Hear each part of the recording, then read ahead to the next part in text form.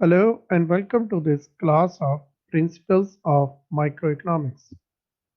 I am your teacher, Mohammad Nadeem Sarwar. Today, we shall discuss more about market structures and we shall talk about duopoly and oligopoly.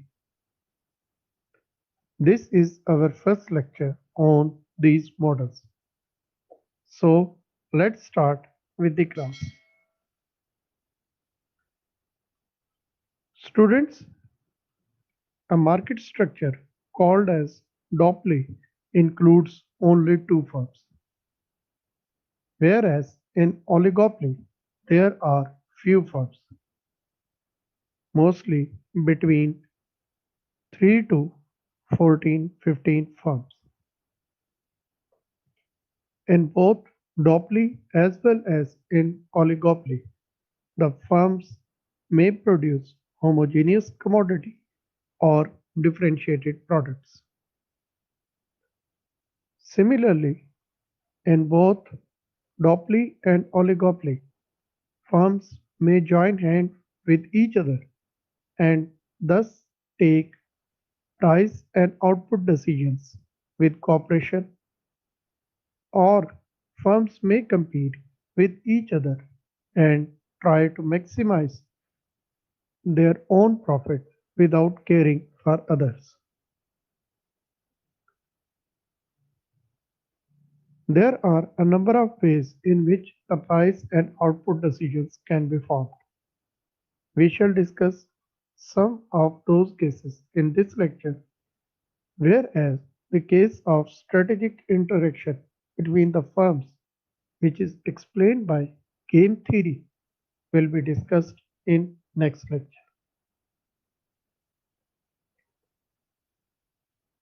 The models of duopoly or oligopoly can be broadly classified into two categories.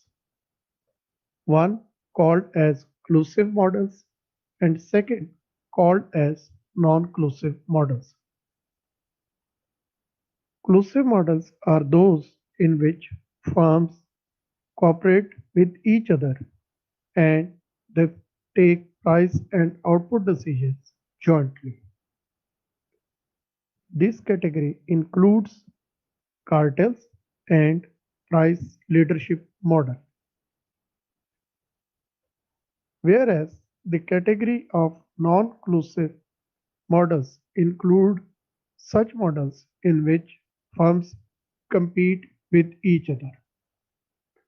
This category includes, for example, Cournot model, Bertrand model, Kinked model, or Stackelberg model. In this lecture, we shall briefly discuss cartels, price leadership, and king demand curve models.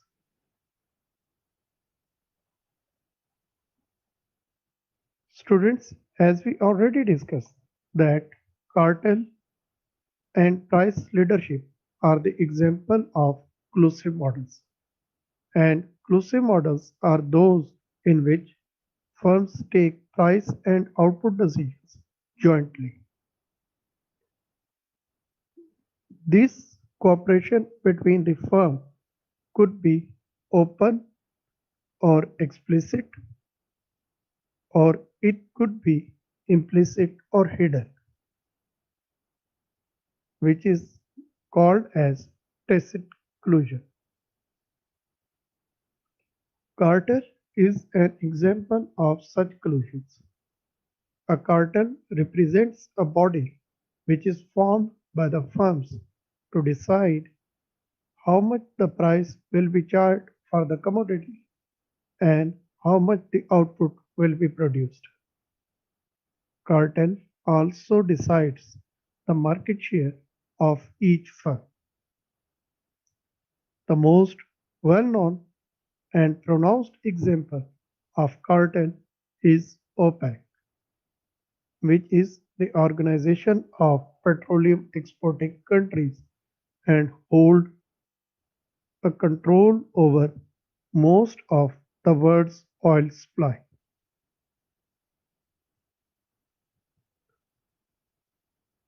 The cartels could be of a number of types.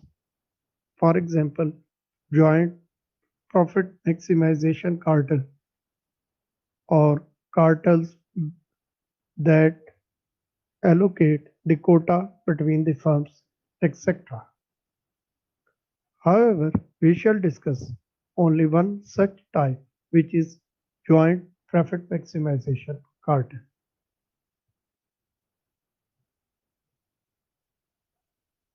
Joint profit maximization cartel are those which aim at maximizing the overall profit or joint profit of the firm. These cartels fix the price and output level.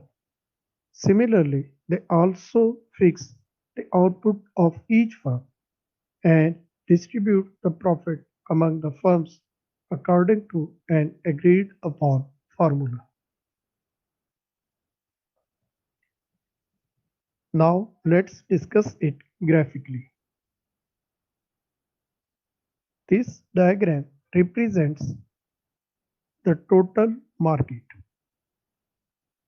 The AR and MR curves represent the AR and MR, the sum of ARs and MRs of all the firms in this market.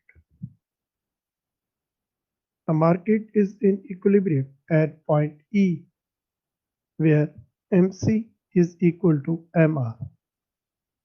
Therefore, the total output level will be at point QT.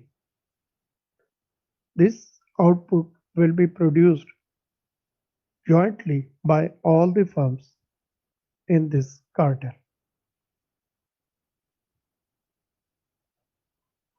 Now, the firm A will produce Q1 level where its MC equals its MR, and second firm,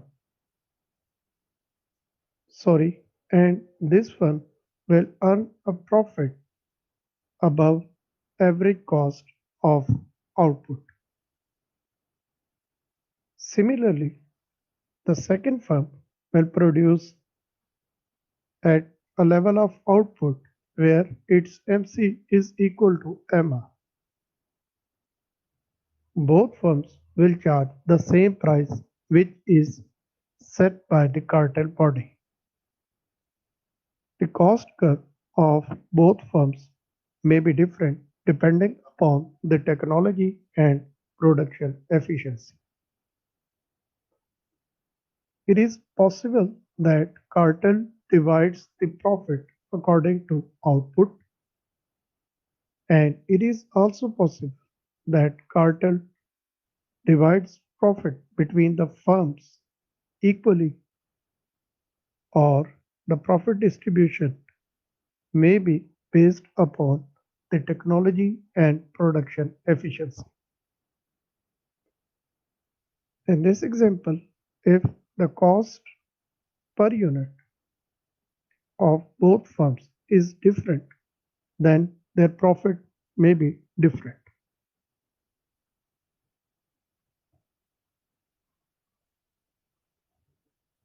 Now let's discuss the price leadership model. Price leadership model is applied mostly in situations where there is one large and several smaller firms in the market. The large firm, also called as dominant firm, is selected as leader, which sets price, and smaller firms in the industry follow that price. Therefore, the price of the product produced by any firm is same. This dominant firm may also allocate the market supply between the firms.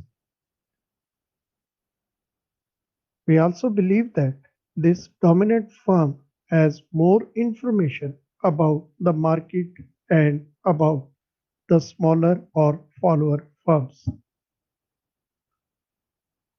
It can estimate the total market demand at different prices, and it can also estimate the total amount supplied by the smaller firms. Finally, the leader share and followers share depend upon total market demand and the total supply by the smaller firms. Leader supplies the leftover share after being supplied by the smaller firms. Normally, we assume that leadership or dominant firm is profit maximizing.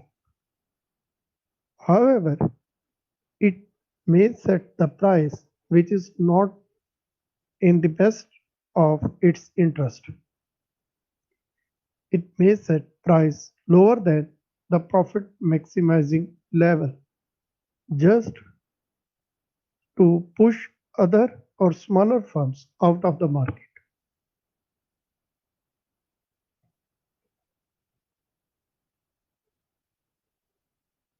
If such an aggressive price policy is carried out, the dominant firm may get the monopoly over the market. Such practice is called predatory pricing.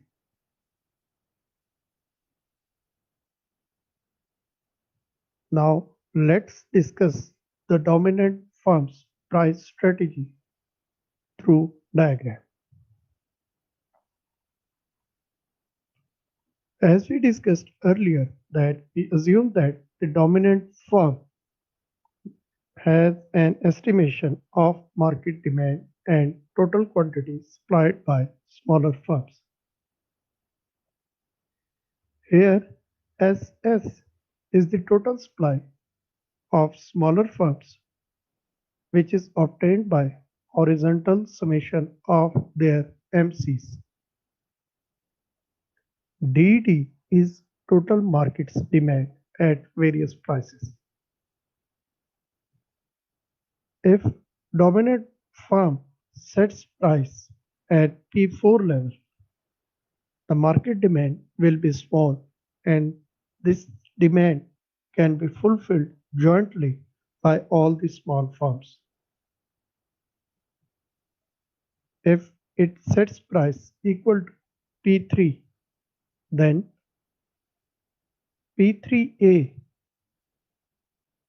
quantity will be supplied by the small firms jointly, whereas AB, that is the leftover demand, will be fulfilled by the leader.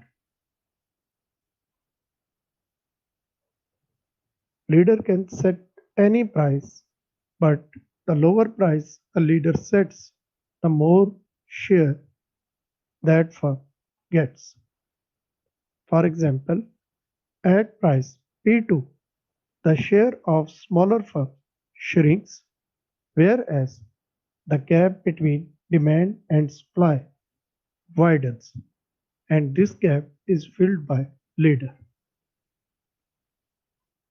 Similarly, if it decreases the price to P1 level, then smaller firms' share shrinks to zero, and all the market demand is fulfilled by the leader firm.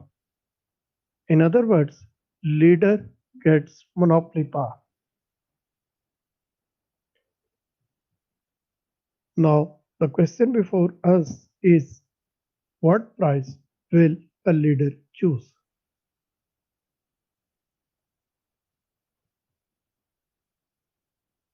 The price decision will depend upon leader's strategy.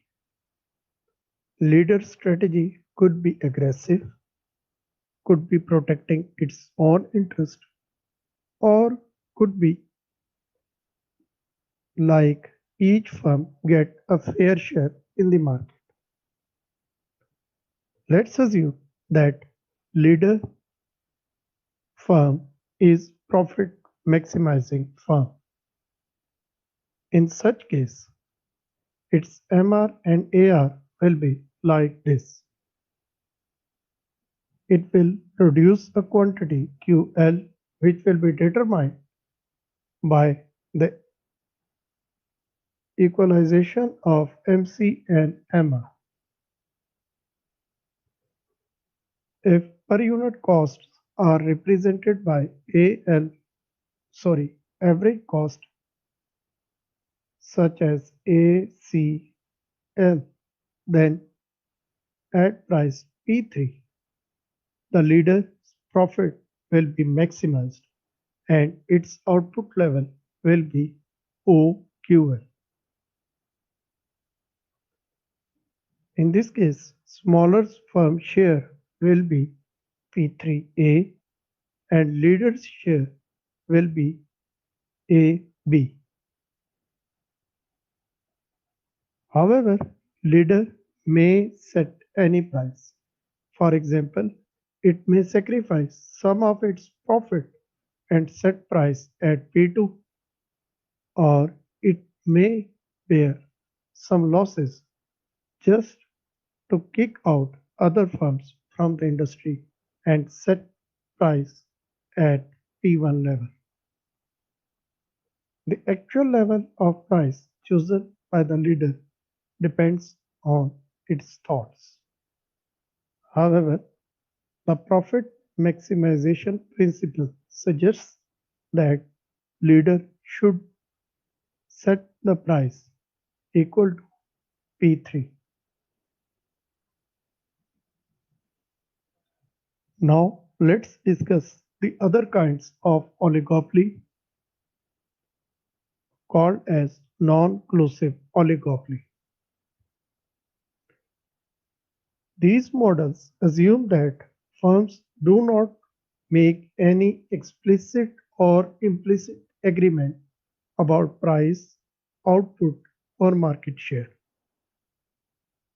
Thus, firms compete with one another and each firm tries to maximize its profit. This competition between the firms benefit consumers because in presence of competition, firms fear charging a higher price. Similarly, firms work on to improve the quality of the product to attract more and more consumers. It is also possible for firms to increase price even sorry it may also be impossible for the firms to increase price even after increase in cost because they fear that if their competitors did not follow the increase in price, the firm that increases the price may lose its market share. One of the models that explain this behavior is called as Kinked demand curve model. This model explains through the principles of economics why sometimes this happens that a firm which aims to maximize its profit does not increase its price and sacrifice some profit when its cost increases. This model was introduced by Paul Sweezy in 1939. In this model, Sweezy introduced and used market share demand curve as well. Here, the MR and AR are represented as DD and DMR. This DD is oligopolistic demand curve, whereas market share is represented by this capital TD curve.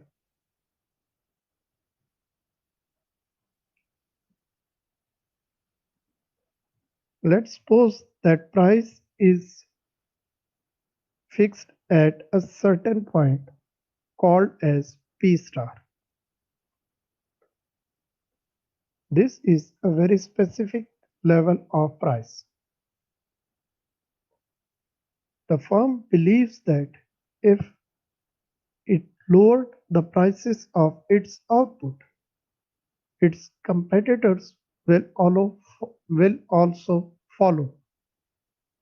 Therefore, each firm in the market will decrease the price, and therefore the market share of each firm will remain the same.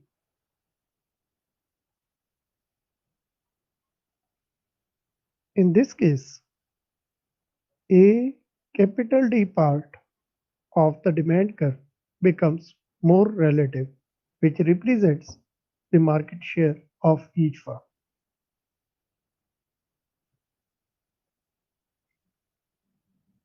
However, firm thinks that if it increased price from this critical level of price P star, the other firms, which are its competitors, will not follow, and hence their prices will remain the same.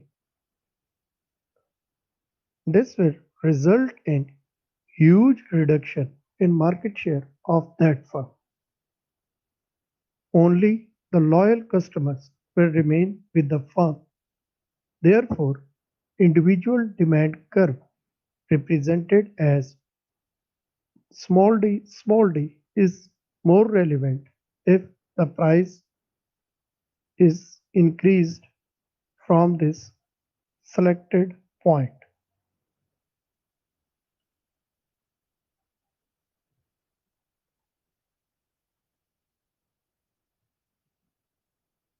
Therefore, the relevant part of MR, which will be important in this case, is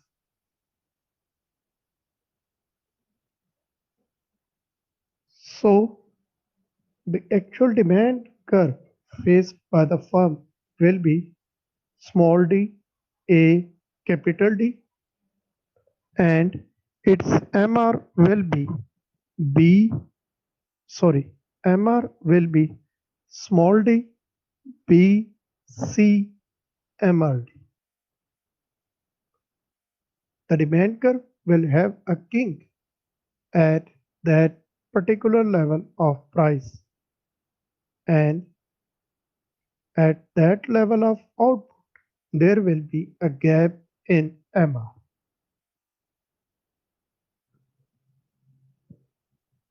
As long as the MC of the firm will pass through this gap, the price level will remain unchanged. So the price will be at P star and output will be at Q star. This will remain the same until and unless MC is in the gap shown as BC.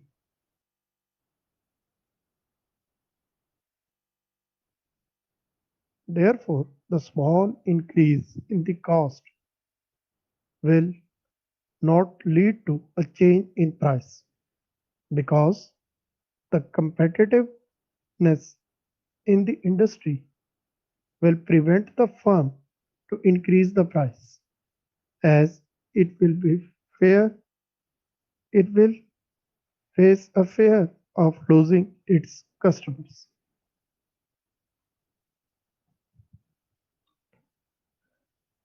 That's all for this lecture. Please post your questions and give your feedback in comments. In next lecture, we shall discuss the game theory. Please consider subscribing the channel, liking and sharing the video. Thank you and goodbye.